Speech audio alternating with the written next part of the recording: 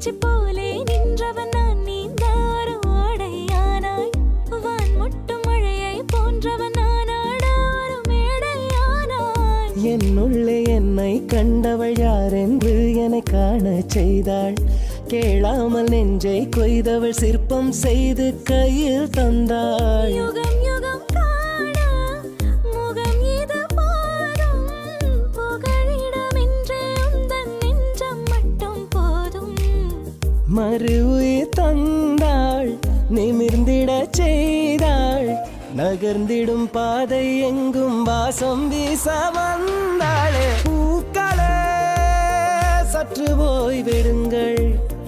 அவள் வந்து விட்டாள் அவள் வந்து விட்டாள் என்றால் அது அழகு